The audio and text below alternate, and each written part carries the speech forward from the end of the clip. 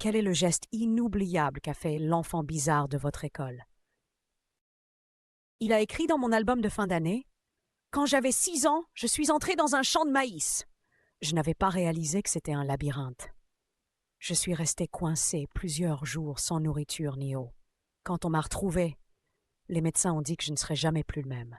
Bonne chance à la fac. Il a volé une voiture, l'a crashée et a perdu ses 2 jambes à 17 ans. Quelques années plus tard, il a recommencé, mais cette fois il a poignardé l'un des bons samaritains qui ont essayé de l'aider et a tiré sur un autre.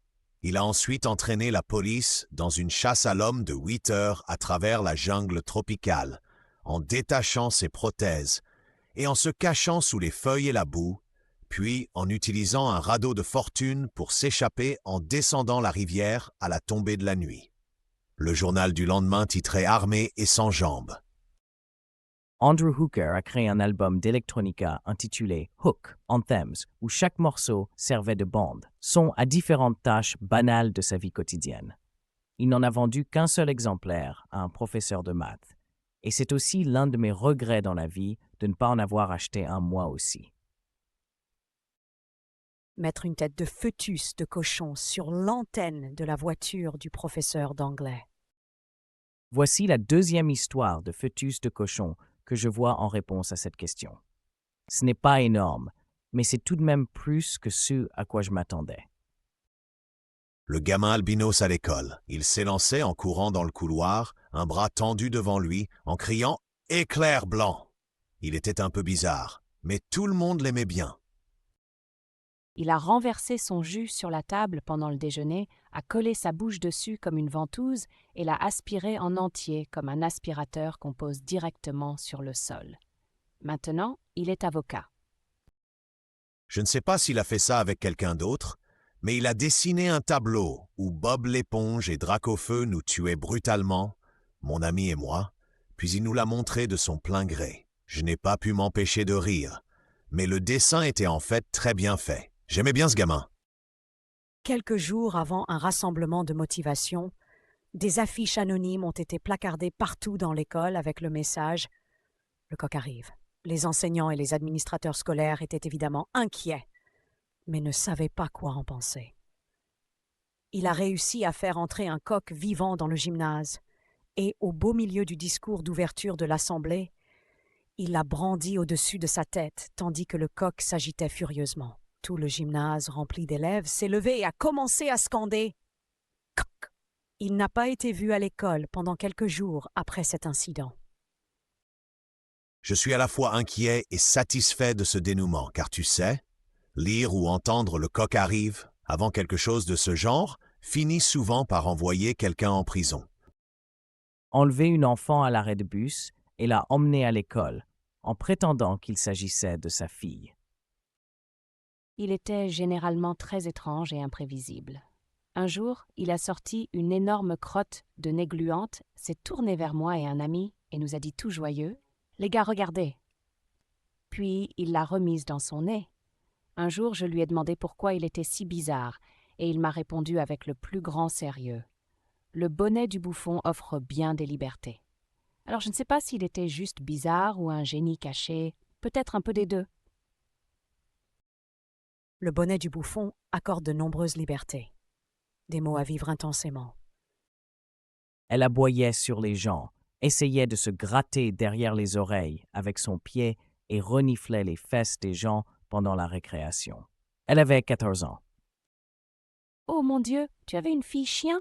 Nous avions une fille chat. » Elle portait toujours du noir, avec des oreilles de chat, des gants de chat, un collier de chat et même une queue de chat, et elle se promenait dans les couloirs en miaulant aux gens. Si elle ne t'aimait pas pour une raison quelconque, car elle ne parlait jamais à personne, elle te sifflait dessus et te griffait jusqu'à ce que tu partes, mais parfois elle te poursuivait carrément. Elle avait 2 amis, si je me souviens bien, et elle se frottait contre eux en ronronnant. Elle était la seule personne à agir ainsi, et elle était comme ça pendant toutes mes années de lycée, bien qu'elle ait 1 an de moins que moi. Et je suis presque sûre qu'elle était dans les classes d'éducation spécialisée. J'ai obtenu mon diplôme en 2018, et je me demande souvent où elle est maintenant et si elle continue de miauler sur des inconnus. Edith. Je ne peux pas croire que mon commentaire le plus voté concerne une fille chat. Eddie 2. Je suis plutôt sûre de l'avoir retrouvée juste en me fiant à ma mémoire visuelle, et elle a un nouveau-né cette année. Pas d'oreilles de chat sur eux. Ce qui est bien, je suppose. Malheureusement, elle est restée coincée dans les conduits et n'en est jamais ressortie. Certains disent qu'on peut encore entendre des miaulements dans les couloirs à 3 heures du matin. J'avais un ami autiste, et il avait peur d'un des jumeaux en particulier. Il vaquait à ses occupations dans les couloirs, et chaque jumeau se dirigeait l'un vers l'autre aux extrémités opposées du couloir, avec lui au milieu. Effrayé, il fit l'impensable, il sauta par la fenêtre. Il était au 3e étage. Heureusement, il ne fut pas trop blessé. Quand mon professeur lui demanda pourquoi il avait fait cela, il répondit « Ma vie était en grave danger, et j'ai simplement fait ce qui devait être fait. À ce jour, je ne sais toujours pas pourquoi il avait peur d'eux. » Cette fille a décidé qu'elle voulait être enceinte. Elle a ensuite demandé à probablement la moitié des personnes de notre lycée si elles accepteraient de la mettre enceinte. Et quand cela n'a pas fonctionné, elle a apporté un sac en plastique refermable et a demandé aux garçons d'y éjaculer. Tout le monde l'a surnommée la banque de sperme après ça. Et honnêtement, je ne me souviens plus de son vrai nom.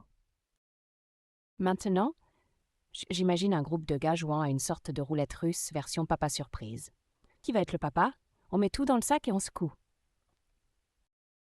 Je ne pense pas que quelqu'un lui en ait vraiment donné, mais on ne sait jamais. Après que l'une de mes amies ait rejeté ses avances, il a décidé de sauter 2 fois du toit de sa maison, se cassant les 2 bras. Ensuite, il a fabriqué une pipe à herbe en bois pendant un cours de menuiserie et a essayé de fumer avec en classe. Un autre élève bizarre, qui avait probablement un handicap cognitif, donc je ne veux pas être méchant, s'est caché sous un pont en ville et a bu plusieurs bouteilles de Pepto-Bismol avant d'aller à l'école en faisant semblant d'être ivre. Il a essayé de convaincre d'autres gens de boire avec lui, puis il est retourné sous le pont pour tenter de mettre le feu à des objets jusqu'à ce que la police arrive. Un autre, un vrai phénomène, a été arrêté peu après le lycée avec un grand nombre d'armes dans son coffre, des fusils, des pistolets et tout le reste, et a fini en prison pour une multitude de crimes. Je ne pense même pas qu'il faisait partie d'un gang, c'était juste une folie pure qui le poussait à faire des choses insensées. Il y avait un type dans notre école, quand j'étais en première année, que tout le monde appelait l'homme-loup, et qui était bizarre de toutes les mauvaises manières. Il prétendait avoir des super-pouvoirs, téléportation, création d'énergie à la Dragon Ball Z et autres. Toutes les filles disaient qu'il se contentait de les fixer si elles avaient cours avec lui. Il traînait avec nous, les élèves de première année, et faisait de son mieux pour flirter avec les filles.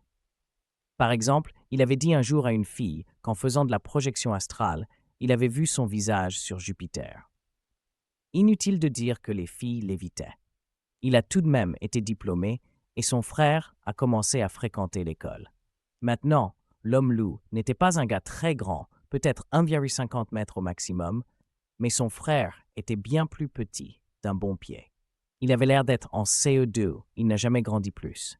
Cela n'aidait pas qu'il portait toujours une veste Goosebumps d'enfant, ce qui a poussé les gens à l'appeler Goosebumps.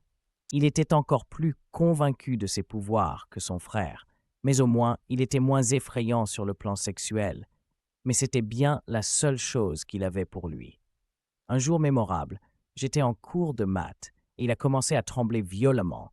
Les gens l'ont ignoré, alors il a commencé à agiter les bras. Se demandant si c'était une véritable crise, la fille à côté de lui a posé sa main sur lui et lui a demandé s'il allait bien. Il a grogné en répondant « Enlève ta main, ce pouvoir est trop fort pour être contenu ». Elle a commencé à crier après lui pour avoir simulé une crise, et il est revenu à son regard fixe habituel en marmonnant à propos de ses pouvoirs. Cela pousse à s'interroger sur leur vie familiale. Peut-être que leurs parents les ont abandonnés émotionnellement et tout ce qu'ils avaient, c'était leur imagination, les bandes dessinées et les films. Oui, C'est exactement ce à quoi j'ai pensé en lisant ce post. Un enfant étrange peut être une exception.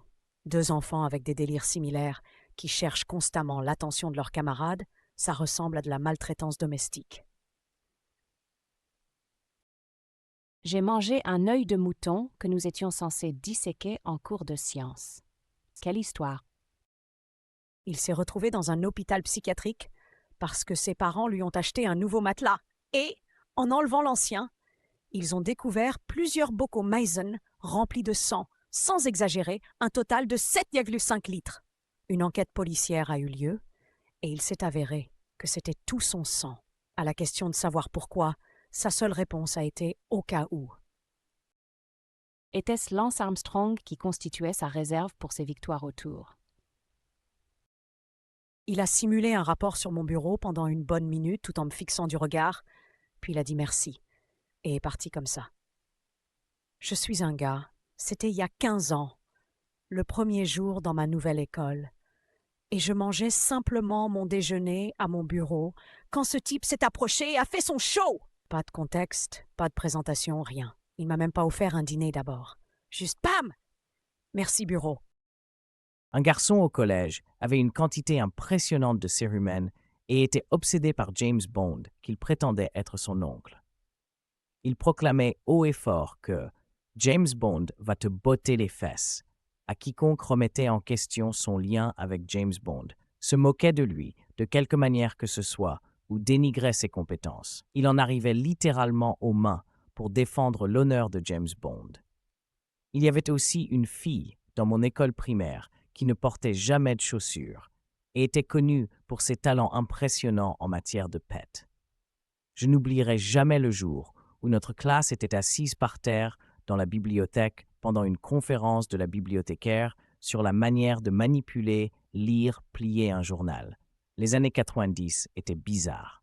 Cela ne pouvait pas être plus ennuyeux quand tout à coup, sans prévenir, la fille a lâché un énorme pet qui continuait encore et encore, devenant de plus en plus fort, au point que toute la classe était en pleine hystérie, tandis que le pet continuait de tonner. Le héros dont nous avions besoin ce jour-là, une légende. Il a baissé son pantalon au milieu des toilettes publiques et a tourné en rond tout en aspergeant d'urine partout, criant « Tout autour du monde !» Il y avait un type énorme, grand et large dans nos cours. Pour soutenir son impressionnante carrure, il mangeait beaucoup. Il apportait un paquet entier de biscuits, environ 20 ou plus, et les empilait d'un côté de son bureau. Ensuite, il prenait une bouchée du premier biscuit et le posait de l'autre côté. Puis, il croquait dans le biscuit suivant et le déposait au-dessus du premier. Il parcourait toute la pile de cette manière, jusqu'à ce que tous les biscuits soient partiellement mangés et empilés proprement de l'autre côté de son bureau. Puis il recommençait, prenant une bouchée du biscuit dessus et le remettant du côté original du bureau, mordant le biscuit suivant, et ainsi de suite. Après environ 15 minutes de mordillement et d'empilage, le tout avait disparu. En fait, nous n'étions même pas censés manger en classe. Mais il réussissait toujours à s'en tirer d'une manière ou d'une autre. Merci d'avoir regardé. Laisse un commentaire ci-dessous et dis-nous ce que tu en penses. Et n'oublie pas de jeter un œil à nos autres vidéos.